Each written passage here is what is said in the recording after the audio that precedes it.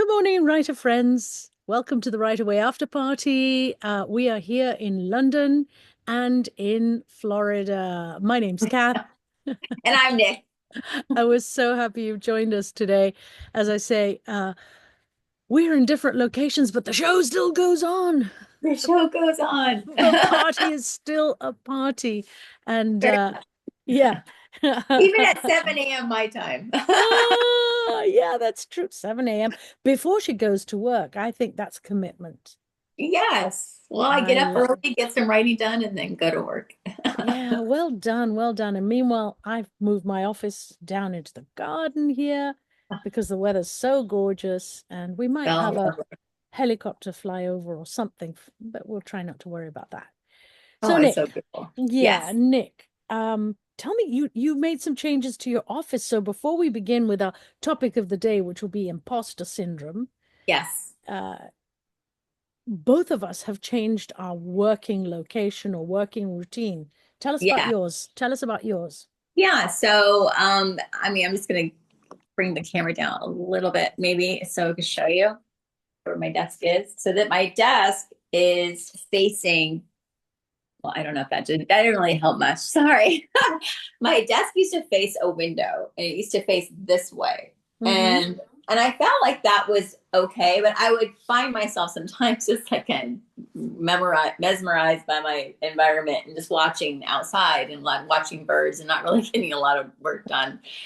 And plus, on top of that, it was like people would come through my door and it would kind of sometimes startle me because I get so into the flow that I Ah, thought, like, how can I position my desk that it still feels like cozy? Because I like my office to feel cozy, but I'd be able to see the door if it opened, and I would be able to still see the window. So I just put my desk literally just kind of floating in space and wrapped like a bookcase around it, and then there's another bookcase on this side. But I love the position of it because it kind of just gave me this whole new breath of life in my office, just rearranging the mm, furniture and just made me mm. want to come in here and spend time in here again. And I don't know, just and the openness too just gives me a lot of like just I don't know, imagination and breathing room. And I just can just sit here and I have my pin board right there with all my ideas on it. I just feel like sometimes a new environment just kind of sparks new ideas.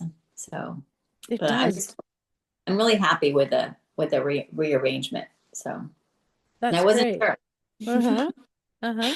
But I encourage anyone to rearrange their office, and you can always move it back if it's not working for you. I mean, it's just kind of like just a new little, we get so much, and I think writers sometimes get in little ruts, and then you're just like, Mm-hmm. you feel almost like paralyzed, or you feel like it's like impossible to move out of that space or something, or Exactly. the magic won't follow you. Exactly. Uh-huh. Uh-huh. And there's a lot to be said about cardinal points, north, south, east, west, which way you're facing.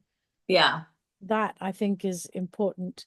Yeah, Um, the and feng also shui, the I'm really terrible with like nautical points and stuff like north, east, south. I really don't know where I'm facing, but I swear the feng shui of it feels very like open, and like when I was against the window, it felt very closed. I felt very like almost enclosed. mm, And mm. so now I just kind of it just feels like breathy and open, and everyone that comes into my office now is like they ooh and ah. Oh, And oh, I, that's I great. haven't bought any new furniture or anything. I just, it's just to do different arrangement. So, Just a little spring cleaning.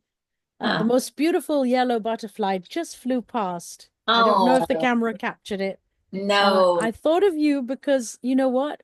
I don't see any butterflies in your background where I'm sitting now. So no, I you know. need to put a few butterflies on that wall. Yes, I Yeah. do have some on my little lamp right here. Oh, good. I always have my yellow butterflies with me. Oh, good, good, good. They're Well, always with no, me. no imposter syndrome in your office right now, which is No, great. So we'll yes, jump in part two, we'll jump in and talk about what it is that one feels when they're trying to struggle through with imposter syndrome. yes. We'll talk Yeah, about that next in part two. in part two. So come join us again at the Right Away After Yes, Party. yes. Subscribe and like And us and make a comment. like us, Yes, join our yes. Facebook page and leave some comments. All right, see you All right. later. See you there. Bye.